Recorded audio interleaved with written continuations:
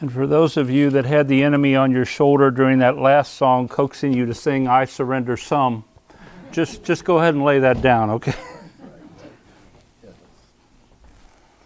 In this morning's Go for Two Discipleship, we once again talk about an important ingredient as far as a healthy church. If you go to our website, you'll see that one of the things that we talk about is making disciples. You know what making disciples takes? It takes courage. It takes courage because courage is strength in the face of pain, strength in the face of fear or grief, and it's the ability to do something despite those feelings that almost can paralyze us sometimes. It's to be brave. Think of Moses against Pharaoh. Think of David coming up against Goliath. Think of Joshua and Caleb as they're spying out the promised land. I mean, Paul did whatever God asked him to do after his conversion, and oftentimes what he asked him to do landed him in the pokey.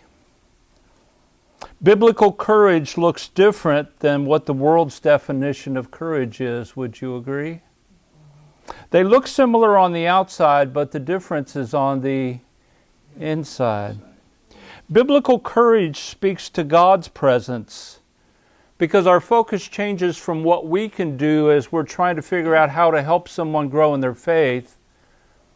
Now all of a sudden, the courage that we need to step out in faith and try to do this is because of His presence and His guidance and His strength, and we rest in His promises.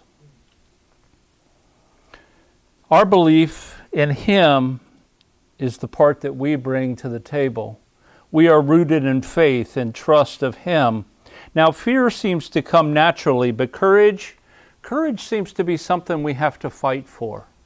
We reach down and we ask God to help us when our natural man kind of shrinks. So Abraham showed courage. He left for an unknown land that God spoke of. He had never laid eyes on this place, but he had the courage to follow God's voice to this new place. Rahab had courage. She put everything in her known world on the line because she dared to believe in God. That person, that one that God is talking to you Sunday after Sunday about, you need to invest in them. You need to disciple them. It's going to take courage to obey God. We can't see ourselves as the answer man or the answer woman. What if I invest? What if I commit to help this person and they start asking me questions that I simply don't have answers for? It takes courage to trust God to help you help another soul. Biblical courage is an act of faith.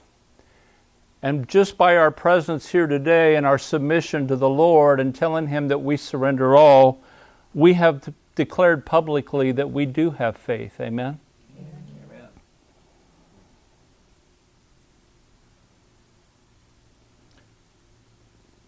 Joshua put it this way: "Have I not commanded you? Be strong and courageous. Do not be frightened and do not be dismayed, for the Lord your God is with you wherever you go." The Lord has called us to step forward. In the natural, we don't pretend to have all the answers.